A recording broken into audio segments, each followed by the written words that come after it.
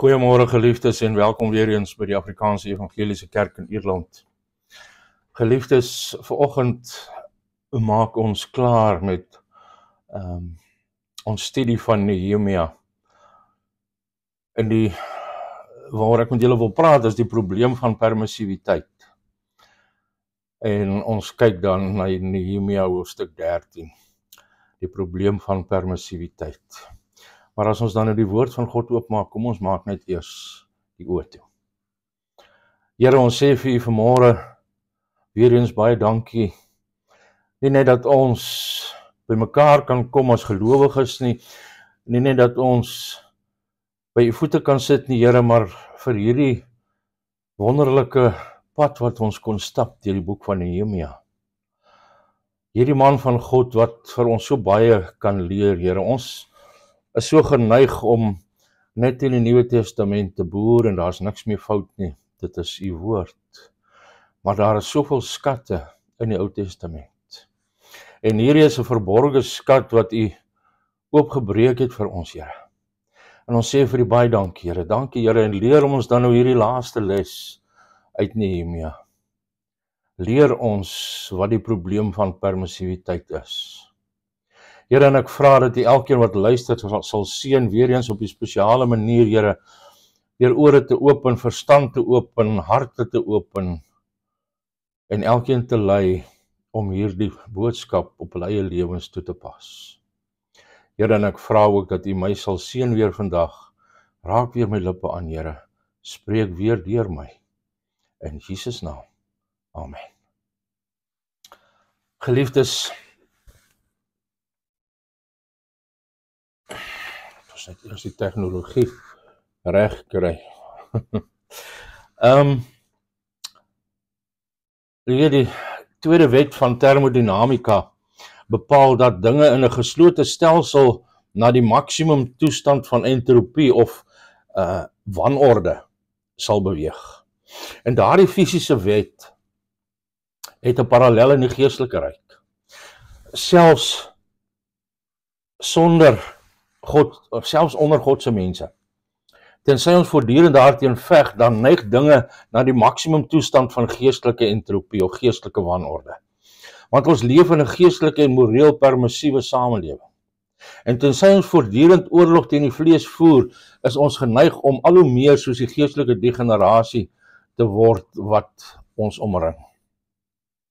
En ek het 'n e-pos gelees van jare gelede wat 'n paar statistieke oor Amerikaanse pastore gelys het en is uitgestuur deur Bill Bright en die Global Pastors Network. En dit het verklaar, en hierdie is ek dink amper dit was in 2003 daar, want dit is lank gelede. Maar dit verklaar dat daar op daardie stadium elke maand 1500 pastore gemiddeld die bediening verlaat weens morele mislukking, geestelike uitbranding of twis in hulle kerke. En dit sê 50% van pastore se huwelike sal in egskeiding eindig. En 70% van pastore veg voortdurend teen depressie. En byna 40% rapporteer dat hulle 'n buiteegtelike verhouding gehad het sedert hulle bediening begin het. En selfs al was die waarheid net die helfte van daardie syfers, is dit dan geen wonder dat die Amerikaanse kerk, maar ek dink nie net die Amerikaanse kerk, ek dink dit is die hele westerse kerk, nie 'n groter impak op hulle nasies het nie. Die veranderinge in ons kulturele morele waardes sedert my kinderjare is verstommend. TV-programme waarmee ek groot geword het was Leave It to Beaver en Haasdas en Redding Internasionaal en so aan. En daar was omtrent nooit 'n gesoenery gesien nie. En ongetroudes het in aparte beddens geslaap op die programme ten minste. Maar nou, deesdae is eksplisiete seksuele verwysings en tonele algemeen en dit word eintlik verwag. En 'n artikel in die Arizona Daily Sun ook van 2003 het berig dat terwyl seks meer algemeen op TV is, dit ten minste meer in hakkies eerlik is, wat beteken dat daar meer verwysings na veilige seks was. En dit het gesê dat onder die top 20 programme onder tieners 20% geïmpliseerde of uitgebeelde omgang ingesluit het en 83% een of ander seksuele inhoud gehad het. En ek dink hierdie syfers is baie hoër vandag. En onder die hooftydprogramme het 7 uit 10 seksuele inhoud gehad. En as ons dink dat hierdie kulturele degenerasie nie die kerk beskadig het nie, dan is ons blind. Want die hoogste kulturele waarde van verdraagsaamheid teenoor almal en alles het in die kerk deurgedring. Maar die verval in morele permissiwiteit is nie onlangs 'n probleem nie. Ons sien hier in ons gedeelte dat Nehemia het dit ook in die gesig gestaar. Hy het verlof geneem van sy posisie as skinker van koning Artasasta om na Jerusalem te gaan, waar hy die volk gelei het om die mure in rekordtyd te herbou. En nadat die mure opgerig was, het God Nehemia en Esra gebruik om die volk in geestelike vernuwing te lei. In hoofstuk 10 het ons gesien dat die volk 'n geestelike verbond onderteken en ingestem om God se wet te gehoorsaam, soos dit beide persoonlik en op hulle gesamentlike aanbidding van toepassing was.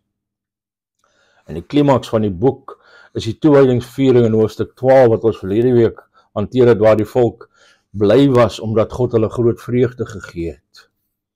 En dit sou lekker gewees het as die boek daar geëindig het en met die laaste skrif en hulle het almal vir ewig gelukkig saamgeleef.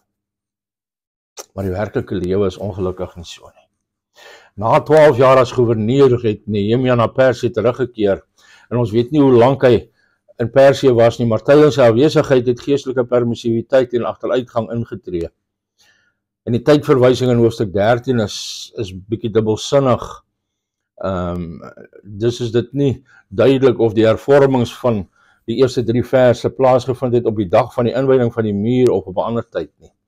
Maar die hervormings, weet ons, was van korte duur. Want geestelike kompromie deur die geestelike leierskap ingesluit. En toe Nehemia terugkeer, het hy gevind dat permissiwiteit hoogtyd vier in die einste gebiede waarteen die mense 'n paar jaar tevore in 'n verbond onderneem het om vas te staan. En 'n minderwaardige man sou dalk gesê het, ja, ek gee op. Dis nutteloos om te probeer om hierdie mense te hervorm. Maar Nehemia het die voortdurende probleem van permissiwiteit sterk gekonfronteer. En sy voorbeeld leer ons vanoggend dat om geestelike permissiwiteit te hanteer, moet ons bewus wees van die probleemareas en ons moet hulle sterk konfronteer. Ja, kom ons kyk daar. Eerstens, om geestelike permissiwiteit te hanteer, moet ons bewus wees van die probleemareas. En waarom het ander in Israel nie hierdie probleem hanteer nie? Esra is dalk in hierdie tyd al oorlede, want in vers 13 word Sadok die skrifgeleerde genoem, wat dalk aandui dat Esra nie meer daardie pos beklee het nie, moontlik al oorlede was. Miskien het die ander leiers net nie die probleem in dieselfde mate gesien as Nehemia nie. Hulle het dikwels as sendelinge wat vir 'n paar jaar uit die Verenigde State byvoorbeeld weg is, geskok oor die morele agteruitgang in die VSA wanneer hulle sou terugkeer. Ons lees dit baie. En terwyl diegene wat daar woon, soos die spreekwoordelike padda in die ketel is. Hulle mag aanvoel dat die water warm word, maar nie genoeg om uit te spring voordat hulle gaar gekook word nie. Voordat die morele afname begin het, het die mense na die voorlesing van die skrif geluister, wat hulle bewus gemaak het van God se standaarde vir heiligheid vir sy volk, soos ons in die eerste 3 verse sien. En ons weet in Deuteronomium 23 vers 3 tot 5 het God verklaar dat geen Ammoniet of Moabiet die vergadering van Israel mag binnegaan nie, as gevolg van die manier waarop daardie nasies Israel behandel het toe hulle in die woestyn was. En jy mag dalk nou dink, en baie mense sal dink, maar dis nie baie liefdevol of regverdig nie. Dis om mense te penaliseer vir wat hulle voorvaders gedoen het. Eerlikwaar, ek weet nie hoe diegene wat God se soewereine verkiesing van sommige tot redding ontken, sulke verse hanteer nie. Maar die Bybel leer duidelik dat God sondaars niks verskuldig is nie. Hy sou volkome regverdig en billik wees om hulle almal reguit hel toe te stuur. Maar hy het gekies om sy liefde en genade uit te stort op 'n uitverkore volk, wat hy soewerein gekies het uit al die ander op hierdie aarde. Gaan lees Deuteronomium 7, die eerste 8 verse. En die rede waarom hy nie wou hê dat Israel hierdie vreemdelinge in hulle midde moes aanvaar nie, was dat hulle Israel sou korrupteer om die Here alleen te volg. En die verraderlike raad van Biliam, wat ons in vers 2 voor lees, was dat die koning van Moab sy volk met Israel moes laat trou, en binnekort sou Israel dan net soos die Moabiete wees en hulle gode volg. En dieselfde het met koning Salomo gebeur, onthou julle, wie se vreemde vrouens om tot afgoderry gelei het, wat in vers 26 genoem word. En ek moet nou terselfdertyd daarop wys dat berouvolle Moabiete soos byvoorbeeld Rut, nie net in Israel aanvaar is nie, maar selfs ingesluit is in die geslagsregister van Dawid en Jesus, ons Here Jesus Christus. Maar diegene wat nie hulle vreemde gode wou prysgee nie, sou Israel net geestelik besoedel en hulle moes uitgesluit word. So iewers tussen Nehemia se afwesigheid het die lees van die skrif tot gehoorsaamheid gelei. Maar toe het Satan sy pad ingeslaan deur geestelike permissiwiteit op 4 gebiede in te voer. En hou in gedagte dat dit Nehemia se kennis van die skrif was wat hom in staat gestel het om hierdie afwykings raak te sien. Want die enigste manier waarop ons geestelike permissiwiteit in onsself en in ons kerk sal opspoor, is deur deurdrenk te wees met God se woord. Maar kom ons kyk, hoe het Satan hierdie permissiwiteit ingevoer? Die eerste, daar was teologiese permissiwiteit as gevolg van verkeerde verhoudings, soos wat ons in verse 4 tot 9 lees. Jy sien, die tempel het 'n paar stoorkamers bevat wat gebruik is vir die graanoffers, vir die gereedskap en die tiendes van die volk, soos ons in vers 5 sien. En terwyl Nehemia weg was, het Eljasib, die hoëpriester, een groot kamer en een of meer van die kleiner kamers, soos ons in vers 5 en 9 lees, skoongemaak, leeggemaak, sodat Tobia die Ammoniet 'n woonstel daar kon inrig. En ons het gelees vroeër, onthou julle in hoofstuk 2, en ook in hoofstuk 4, het ons gelees dat Tobia was 'n spotter, wat Nehemia se vroeëre pogings om die muur te herbou sterk teëgegaan het. Dit was in hoofstuk 2 vers 10 en 19 en hoofstuk 4 vers 3 en 7 tot 8. Maar hy het ook baie verbintenisse met die Jode gehad en hy het hulle oortuig dat hy 'n goeie man was. Maar intussen het hy dreigbriewe aan Nehemia gestuur, onthou julle hoofstuk 6 vers 17 tot 19. Maar hier is hy besig om 'n persoonlike woning in die tempel op te rig. Nou wat gaan nie aan? Waarom sou die hoëpriester so iets toelaat? Daar was waarskynlik verskeie faktore en een daarvan was dat die hoëpriester en Tobia verwant was, waarskynlik deur die huwelik, soos ons in vers 4 sien. En nog 'n faktor was dat Tobia 'n Joodse naam gehad het wat beteken God is goed. Maar nog 'n faktor was dat met ander woorde, die faktor is dat hy was nie 'n suiwer Ammoniet nie. Hy was net gedeeltelik. Hy was gedeeltelik Joods en dis altyd moeiliker om die lyn te trek teen 'n sogenaamde goeie persoon wat net deur mekaar is met sommige dinge as teen 'n uiterlik goddelose persoon wat duidelike godslastering uitspreek. Dit is moeilik om die kant van 'n streng gebod van God se woord te kies, soos om alle Ammoniete uit die vergadering van Israel uit te sluit wanneer jou familielid 'n Ammoniet is, veral wanneer hy nog gedeeltelik Joods lyk ook. Maar kom ons sit dit in 'n meer moderne term. Dit is moeilik om daarop aan te dring dat die Rooms-Katolieke weg van verlossing nie God se weg is nie, wanneer jy Katolieke familielede of vriende het nie. Want ons het immers tog soveel in gemeen. Waarom nie fokus op die areas waar ons saamstem nie, eerder as die areas waar ons verskil? Teologiese permissiwiteit sluip deur die deur van verhoudings met diegene wat gedeeltelik reg, maar gedeeltelik baie verkeerd is. En Dr. Howard Hendricks, wat 'n dosent was by 'n kweekskool, het sy studente vertel dat die 2 faktore wat die meeste sou bepaal waar hulle oor 10 jaar sou bevind, die boeke was wat hulle lees en die vriende wat hulle behou het. Verkeerde vriendskappe kan ons geestelik ernstig beskadig. Paulus het vir Timoteus gesê, aangaande diegene wat 'n vorm van godsvrug aanhang, maar die krag daarvan ontken, en hom gesê, vermy sulke mense soos hierdie, in 2 Timoteus 3 vers 5. So terloops, leer jou kinders die gevaar van verkeerde vriendskappe en die belangrikheid daarvan om vriende te kies wat Jesus Christus wil volg. En dan Satan se tweede manier, daar was finansiële permissiwiteit, soos ons in verse 10 tot 14 sien. Sien, hierdie probleem was gekoppel aan die eerste probleem. Want geestelike probleme kom selden in isolasie voor. Omdat die hoëpriester Tobia na die tempel verskuif het, was daar nie genoeg stoorkamers vir die tiendes nie. So die priesters sê, dis nie van die mense vereis om hulle tiendes in te bring nie, en gevolglik moes die leviete in die lande gaan werk om hulle gesinne te onderhou, en sodoende moes hulle tempelpligte verwaarloos. En ja, alhoewel ons nie meer onder die wet van die tiende gee is nie, soos ek al reeds gesê het, maar eerder moet gee soos die Here ons voorspoedig maak, soos 1 Korintiërs 16 vers 2 vir ons leer, bly die beginsel tog waar. Geestelike permissiwiteit het altyd 'n negatiewe uitwerking op ons gawes, op ons gee. En die profeet Maleagi was in daardie tyd besig om te bedien in hierdie tyd wat ons hiervan lees, en hy het die mense gekonfronteer, omdat hulle God beroof het deur nie hulle tiendes na die voorraadhuis te bring nie, soos ons in die bekende Maleagi 3 vers 8 tot 10 lees. En dan Satan se derde manier, daar is permissiwiteit in die gebruik van tyd, soos ons in verse 15 tot 22 lees. Want alhoewel die mense hulle verbond met God ooreengekom het om die Sabbat heilig te hou, so vers 31 van hoofstuk 10, het hulle vinnig sake begin doen op daardie dag, op die Sabbat, selfs in Jerusalem, soos ons in vers 15 sien. En sommige handelaars van Tyrus, wat geen gewetenswrogings oor die Sabbat gehad het nie, het op daardie dag 'n flinke besigheid bedryf, deur ingevoerde vis en handelsware in die stad te verkoop. En ongetwyfeld het die Jode verskonings gehad, jy weet, hulle sou dit redes nou genoem het, om die Sabbat te oortree. Jy weet, as ek daardie dag nie my druiwe trap nie, dan sal hulle verrot. Of almal anders doen sake, ek kan nie meeding as ek my winkel toemaak nie.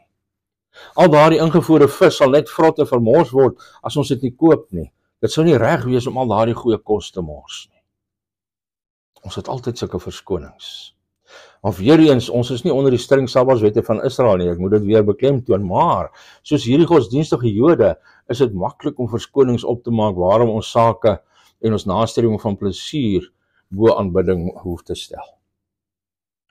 Ek wil graag elke dag tyd alleen saam met God deurbring, maar ek moet sulke lang ure werk, en wanneer ek by die huis kom, is ek uitgeput, en ek het rustyd voor die TV nodig om net 'n bietjie te ontspan. Of ek wil graag meer gereeld kerk toe gaan, maar Sondag is my enigste dag om te ontspan, om 'n rustige ontbyt te eet en om die Koran te lees. Geestelike permissiwiteit beïnvloed altyd hoe ons tyd spandeer. En dan die vierde een, daar was permissiwiteit in hulle huise, verse 23 tot 29. En Esra het hierdie probleem net 'n paar jaar tevore reggestel, maar hier steek dit weer kop uit. Nehemia het ontdek dat sommige van die Jode met buitelandse vroue getrou het en hulle kinders het nie eers Hebreëus gepraat nie. Wat beteken dit? Dat hulle nie die skrifte kon verstaan nie. En ons moet verstaan dat die trou met 'n ongelowige nie net onsself sal beïnvloed nie. Dit het 'n negatiewe impak op ons kinders. Want hulle sal groot word met die taal van Asdod en nie die dinge van God verstaan nie. En daar is geen kwesbaarder area van jou lewe as die van emosionele verbintenisse wat jy met die teenoorgestelde geslag vorm. Satan kom nooit en sê vir 'n jong Christen mens, wil jy nie met hierdie mooi jong dame van Asdod trou nie? Sy sal jou kinders en jou van die Here af weglei, en jou kinders sal half heidens wees en jou kleinkinders sal heeltemal heidens wees. Nee, hy kom eerder en hy sê vir jou ouers is te streng. Hulle volg God se wette en dring daarop aan dat jy hulle ook volg, maar jy mis uit. Kyk hoeveel pret het hierdie seksie meisie van Asdod. Hoeveel pret sal sy vir jou wees? Jy hoef nie met haar te trou nie, gaan net uit en geniet jouself vir 'n verandering. En voor die jongman dit weet, laat die seksie meisie van Asdod om sy sedes kompromiteer, terwyl sy terselfdertyd beloof dat sy God sal volg nadat hulle getroud is. Morele permissiwiteit begin altyd soos 'n onskuldige straaltjie deur die damwal, maar dit word subtiel weier totdat die dam skielik meegee. En op daardie stadium is die skade ernstig en wyd versprei. Nou, hoe het Nehemia hierdie permissiwiteit gekonfronteer? Dis ons tweede punt. Om geestelike permissiwiteit te hanteer, moet ons probleemareas sterk konfronteer. En sommige mense kritiseer Nehemia omdat hy nie meer taktvol en beleef is nie, maar wanneer God se mense deur permissiwiteit vergiftig word, is beleefdheid dalk nie meer die beste ding nie. As ek jou byvoorbeeld sien op die punt staan om te drink wat ek geweet 'n dodelike gif is, dan sou jy nie wil hê ek moet beleef glimlag en by myself dink, ek sou dit nie drink nie, maar ek wil nie my sienings op hom afdwing nie. Met elke persoon het die reg op sy eie opinies. Nee, ek glo jy sou wil hê ek moet skree, stop, dit gaan jou doodmaak. En as dit nodig is, sou jy wil hê dat ek dit met geweld uit jou hand uit moet slaan. En dis wat Nehemia gedoen het. Hy het hom nie bekommer oor beleefdheid of oor mense wat mense van hom sou dink nie. En ek is seker dat hy vyande gemaak het deur wat hy hier gedoen het. Maar ek is ook seker dat hy God se vriend was. En baie het ongetwyfeld gemor oor wat 'n liefdevolle harde man, 'n liefdelose harde man hy was. Maar Nehemia beskryf wat hy met die Hebreëse woord hesed in vers 14, wat vertaal word as liefdesdiens gedoen het. En dis dieselfde woord wat in vers 22 en dwars deur die Ou Testament gebruik word vir God se loyale liefde of God se goeie tierenheid teenoor sy mense. En dit is baie meer liefdevol om die gif onbeskof uit 'n persoon se hand te slaan as om beleefd te glimlag en te kyk hoe hy dit drink. In elke van hierdie situasies het Nehemia die probleem direk aangespreek. En daar's 4 aspekte aan wat hy gedoen het. Eerstens, hy het die probleem ontdek. En jy mag sê, maar dis 'n no-brainer, dis voor die hand liggend. Maar as dit so voor die hand liggend was, waarom het ander leiers in Israel nie raak gesien wat verkeerd was en dit hanteer nie? Nehemia het gesien wat ander nie gesien het nie. En soos ek vroeër gesê het, die rede waarom hy dit gesien het, was dat hy vergelyk het wat hy gesien het met wat hy uit die skrif geweet het. Kyk na vers 7. Ek het na Jerusalem gekom, toe het ek die kwaad opgemerk wat Eljasib gedoen het deur vir Tobia 'n kamer in die voorhoewe van die huis van God in te rig. Nehemia het nie verwys of daarna verwys as 'n kreatiewe alternatiewe gebruik vir die tempel se voorraadkamers nie. Hy het dit boos genoem, punt. Dit was nie 'n gewilde woord om op die hoofpriester toe te pas nie, maar Nehemia het dit nie afgeskaal nie. In vers 10 sê dit dat hy ontdek het dat die Lewiete nie die tiendes ontvang het nie, en in vers 15 het hy die skending van die Sabbat gesien. In vers 23 het hy ook gesien dat die Jode met buitelandse vroue getrou het. En in elke geval het hy waargeneem wat gebeur het, hy het dit vergelyk met God se onbuigsame standaarde in die skrif, en toe het hy opgetree. Ons sien eers, hy het ontsteld geraak. En net 'n nota oor vers 8 tot 9, hy was baie ontevrede oor Tobia se tempelwoonstel. En in vers 11 het hy die amptenare berisp, en dit verg nie veel verbeelding om hom voor te stel, wat met 'n verhewe stem vra waarom die huis van God verlaat is nie. In verse 17 tot 18 het hy hulle weer berisp vir hulle Sabbat-oortredings, en is duidelik dat hy ontsteld was. Maar die klassieke is in vers 25, waar hy so ontsteld geraak het, dat hy met hulle getoos het, dat hy hulle vervloek het. Nie godslasterlik nie, maar hy het 'n vloek teen hulle uitgespreek. En sommige van hulle het hy geslaan, en hy het hulle hare uitgetrek, waarskynlik hulle baarde. Wow, dis rof.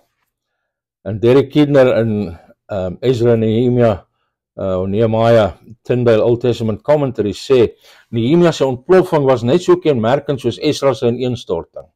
Beide was kragtig, effektief, en albei sou 'n parallel vind in ons Here Jesus se ontmoetings met die bose. Die skokbehandeling deur Nehemia was verwoestend op dieselfde manier as die aanval op die geldwisselaars en die vertoon van droefheid deur Esra, soos ons in Esra 9 vers 3 en Esra 10 vers 1 sien. Dit was net so roerend op sy manier as die klaaglied oor Jerusalem. En ja, ons moet versigtig wees met regverdige woede, aangesien ons sondige woede maklik as regverdig kan verskoon. Maar wanneer ons sondes of valse leringe sien wat God se mense skade berokken, dan is dit verkeerd om nie kwaad te wees nie. Om selfvoldaan te wees in die aangesig van sulke boosheid is nie om soos Jesus te wees nie.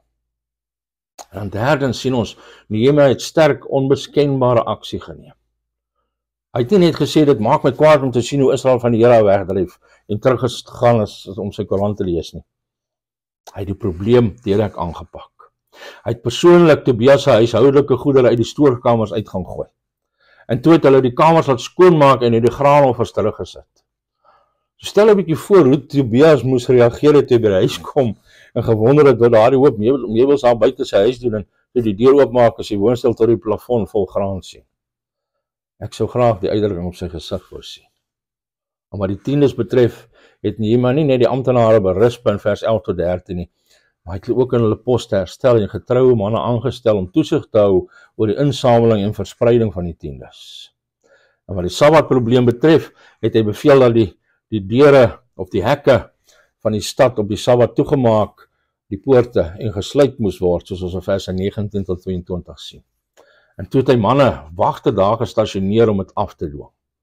En toe die handelaars van Tyrus buite die poorte kamp opgeslaan het, het hy hulle gewaarsku om te vertrek, anders sou hy geweld teen hulle gebruik het. En hy het die Lewiete beveel om hulle self te reinig en as poortwagters te staan. En dan wat die gemengde huwelike betref, het hy nie net sterk teen diegene wat skuldig was geveg nie, maar toe hy uitvind dat een van die kleinseuns van die hoofpriester met 'n dogter van Sanballat getrou het, het hy die jongman weggejaag, vers 28.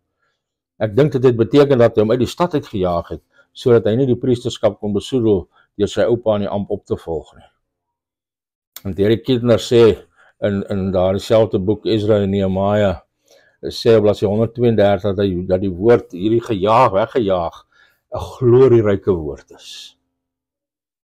Maar voordat ons enige iemand in sonde konfronteer, geliefdes, moet ons die vlees nagaan en seker maak dat ons motiewe suiwer voor God is. Want soms sal 'n meer sagte benadering meer effektief wees, maar ons dwaal dikwels deur te dink dat sagmoedigheid beteken om gaaf te wees. Jesus was sagmoedig toe hy weer oor die Fariseërs uitgespreek het en hulle geveinsdes, blindes en witgekalkte grafte genoem het, in Matteus 23. Paulus was vervul met die gees toe hy vir Elimas, die towenaar, gesê het dat hy vol van alle bedrog en lustigheid was en hom 'n seun van die duiwel en 'n vyand van alle geregtigheid genoem het en hom met blindheid geslaan het, in Handelinge 13 vers 9 tot 11. So soms vereis sonde 'n sterk direkte konfrontasie. En dan vierdens, hy was aanspreeklik teenoor God en bewus van sy teenwoordigheid in elke situasie. Want 4 keer spreek Nehemia kort gebede uit in verse 14, vers 22, vers 29 en vers 31. En hy het nie hierdie sterk aksie teen permissiwiteit ter wille van homself geneem nie. Hy het dit ter wille van God gedoen. En Kidner sê op bladsy 130, sê van hierdie gebede, Nehemia se private self is heeltemal in dieselfde eenheid as sy openbare een.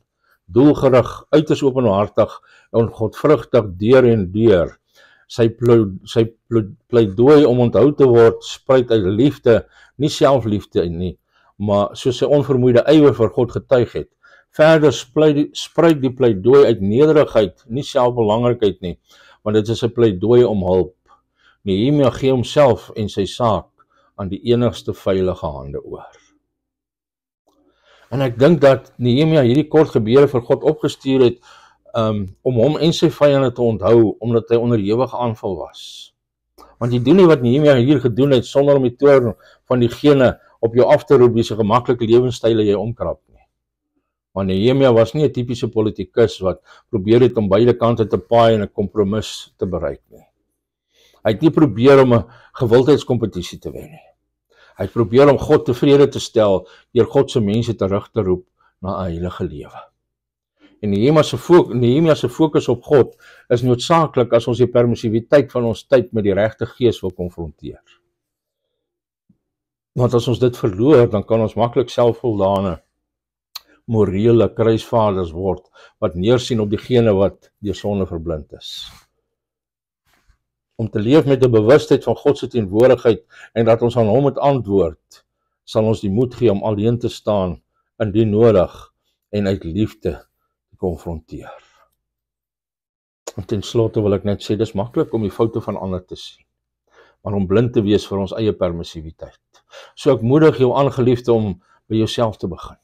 Terwyl jy God se woord lees, vra jouself af waar jy dalk in die weë van ons goddelose kultuur verval het. En nadat jy met jouself te doen gehad het, moedig ek mans en vaders aan om goddelike leierskap en teregwysing aan julle gesinne te gee wanneer nodig. Wanneer die ander pastore en ek waarsku teen geestelike gevare, eerder as om kwaad te word en die kerk te verlaat, stop en oorweeg eers bidend of wat ons sê in lyn is met God se woord. Geestelike permissiwiteit is 'n voortdurende probleem. En soos Nehemia moet ons dit deur God se woord raak sien en dit sterk konfronteer as ons Here se welgedaan wil hoor wanneer ons eendag voor hom staan. Amen. Kom ons maak die oë toe. Here, baie dankie dat U vir ons so duidelik uitwys wat permissiwiteit is, waar dit deurslaan, waar die Satan dit gebruik om ons te verlei. Here, help ons om alle permissiwiteit daadwerklik te konfronteer, te staan en om te keer in aanbidding vir U, ons heilige God. In Jesus se naam alleen. Amen. Geliefdes, baie dankie dat julle saam geluister het. Mag hierdie laaste hoofstuk in Nehemia vir julle 'n oogoopmaker wees, sodat ons elkeen na onsself kan kyk en dat ons die permissiwiteit in ons eie lewens kan raak sien en hanteer en dit dan ook in ons gemeenskap, in ons gesinne, in ons kerke sal raak sien en help om dit om te keer soos Nehemia gedoen het. Mag julle 'n wonderlike Christusgevulde dag en Christusgevulde week beleef. En as dit die Here se wil is, dan kom ons volgende Sondag weer by mekaar en dan begin ons om te kyk na die boek van Esra. Mag die genade van die Here met julle wees, mag die Here self met julle wees, mag die Here julle seën. Shalom.